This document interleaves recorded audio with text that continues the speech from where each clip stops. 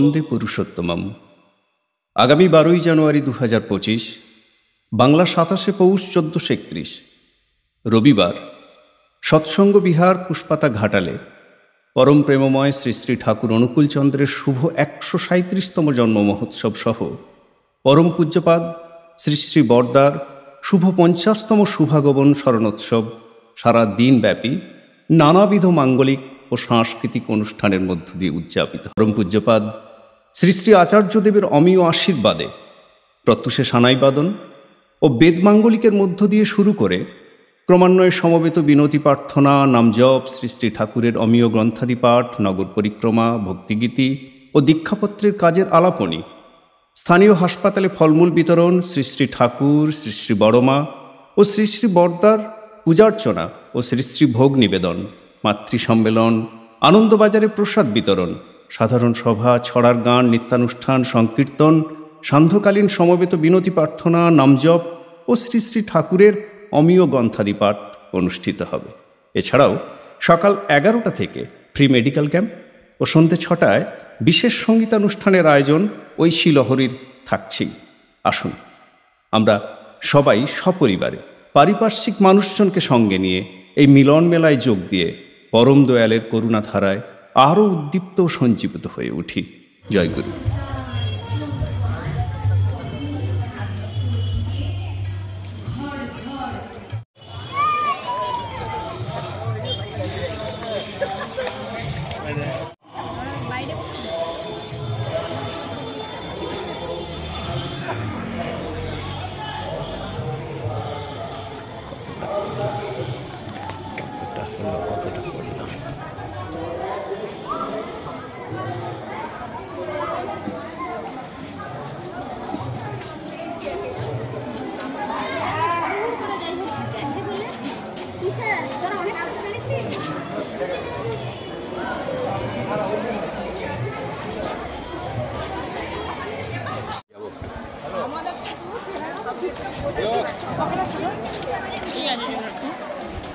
হ্যাঁ, উৎসব সম্বন্ধে আসলে শ্রী শ্রী ঠাকুর অনুকূলচন্দ্রের 137তম জন্ম মহা মহোৎসব তৎসহ আমরা শ্রী শ্রী বরদার 50তম শুভাগমন বর্ষ উদযাপন করছি এবছর। আগামীকাল 12ই জানুয়ারি খুব সাড়ম্বরেই এবারে আমাদের প্রায় লক্ষাধিক মানুষের উপস্থিতিতে এই উৎসব হবে এইভাবে আমরা আশা করছি, সেভাবে আমরা আমন্ত্রণ জানিয়েছি বিভিন্ন জায়গায় এবং ব্যবস্থাও রেখেছি।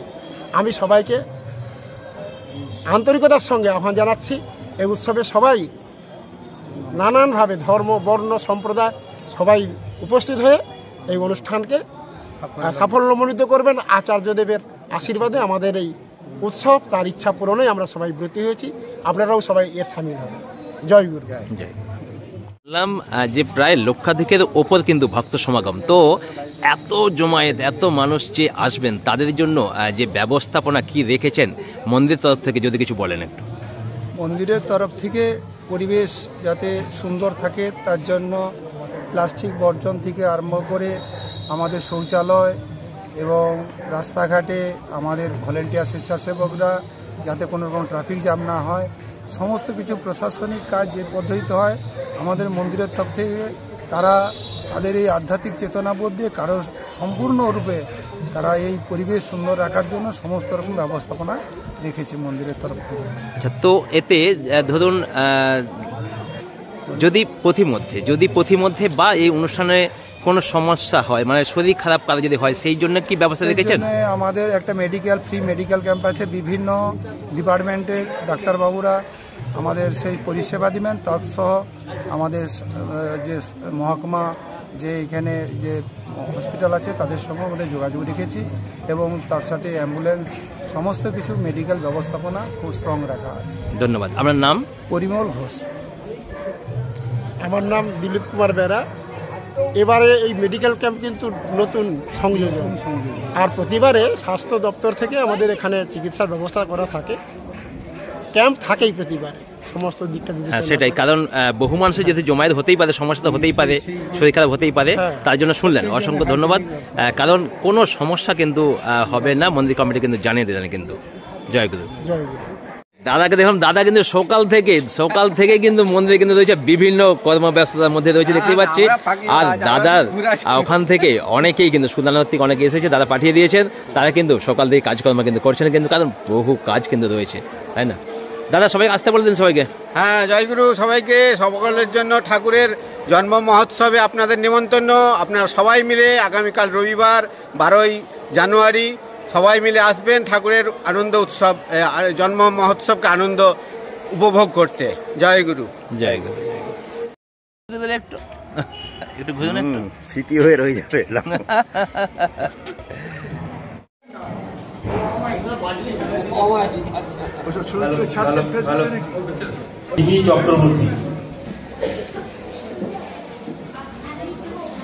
রিমি চক্রবর্তী,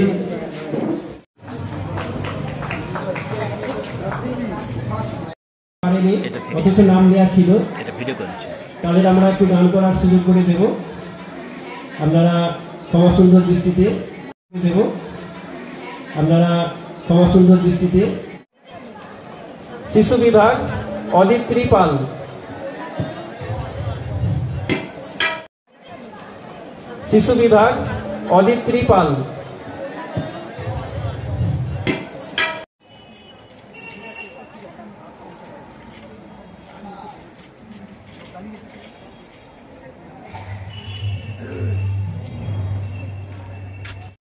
তোমার হাতে একটা পুরস্কার দেখতে পাচ্ছি, তো এটা কিসের পুরস্কার তুমি নিলে এটা বলো? এটা আবৃত্তির পুরস্কার, প্রথম পুরস্কার। দেখিনি একটু। আচ্ছা, কিশোর বিভাগ, আবৃত্তির কিশোর বিভাগের প্রথম কি নামটা একটু জেনে নেবো একটু? সৃজা, সবাই কিন্তু জানেন, কিন্তু তাই তো মুখের বলো নিজে। সৃজা সিং। সৃজাকে সবাই কিন্তু আমরা জানি। তো সুন্দর কিন্তু আবৃত্তি কিন্তু পাঠ করে কিন্তু আজকে অনুকূল আশ্রমে এসে কিন্তু সে প্রথম পুরস্কার কিন্তু জিতে নিয়েছে। সে দেখতেই পাচ্ছেন, এটা সৃজা।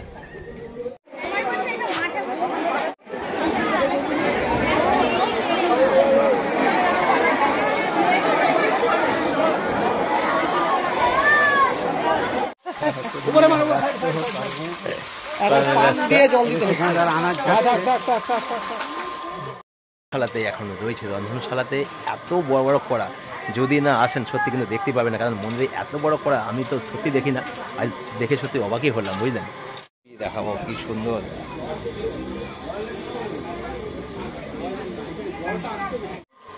এই কড়ার বহর খালি দেখুন, খালি কত বড় কড়া। এটা কি দেখেছেন কি? নিশ্চয়ই দেখেননি কিন্তু, কারণ এত বড় কড়া। আর সত্যি এই কড়া থেকে কিন্তু ভাত বা ডাল বা সবজি যদি তোলা হয়, তাহলে কিন্তু এটা কিন্তু সেই বালতিতে বেঁধে কিন্তু এটা তোলা হয় কিন্তু, কারণ এত বড় কড়া সত্যি দেখিনি। এরকম কিন্তু 7টা কিন্তু বড় বড় কড়া কিন্তু রয়েছে।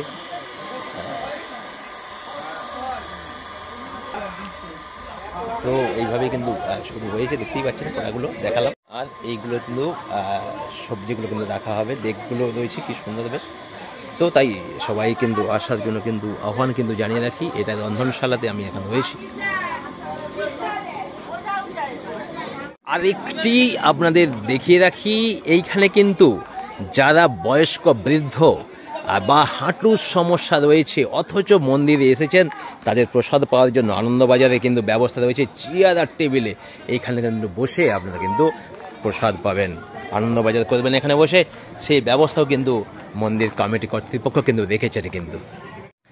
আর এইখানটায় আনন্দবাজার দেখতেই পাচ্ছেন, মন্দিরের ঠিক বাইরটায় বিশাল বড় জায়গা, সেটা কিন্তু কাউন্টার নাম্বার করে দেওয়া হয়েছে 1 2 3 4 5 6 7 8টা কাউন্টার কিন্তু করে দেওয়া হয়েছে। এইখানে বসে কিন্তু আনন্দবাজার করবেন। আর এর ঠিক পেছনে একটা জায়েন্ট স্ক্রিন লাগানো হয়েছে, যেখানে আপনি কিন্তু মন্দিরের ভেতরে যে অনুষ্ঠান চলছে সেই অনুষ্ঠানে কিন্তু সরাসরি দেখতে পাবেন কিন্তু।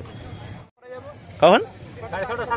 6:30 7টার সময় ভোর থেকে এসে এটা কাজ ভোর থেকে চলছে কাজ একদম।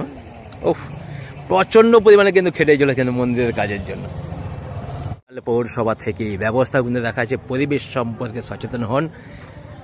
দেখতেই পাচ্ছেন এই গাড়িগুলো কিন্তু রয়েছে, যাতে করে কোনো রকম এই অনুষ্ঠানের পর যে উচ্ছিষ্টগুলো সেগুলো কিন্তু এই গাড়ির মধ্যে কিন্তু চলে যাবে। তাই কোনো রকমভাবে কোনো সমস্যা বা কোনো রকম এই বর্জনীয় পদার্থগুলো কিন্তু এখানে সেখানে কিন্তু একদম কেউ ফেলবেন না, এই গাড়ির মধ্যে কিন্তু ফেলা হবে এবং সেটা পরিষ্কার পরিচ্ছন্ন থাকবে। শুধু করে খাওয়া দাওয়ার জায়গা এবং যাতে কোনো অসুস্থ না হয় সেই সব দিকের জন্য মেডিকেল টিম উপস্থিত থাকছেন, মেডিকেল ক্যাম্প একদম বসানো রয়েছে।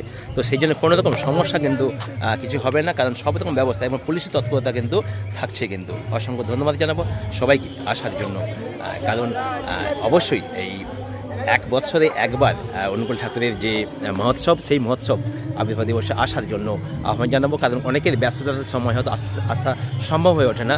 তো অবশ্যই আসবেন কিন্তু, তবেই কিন্তু এই আমাদের এই যে ঠাকুর মন্দির দর্শন, ঠাকুর দর্শন এবং সেই সঙ্গে বহু মানুষের সমাগম যে রয়েছে সবার সাথে কিন্তু আপনার দেখা এবং পরিচিতিটা কিন্তু অনেকটাই কিন্তু হবে। কিন্তু সবাইকে অসংখ্য ধন্যবাদ জানিয়ে আজকের আমার ছোট্ট ব্লগ শেষ করলাম।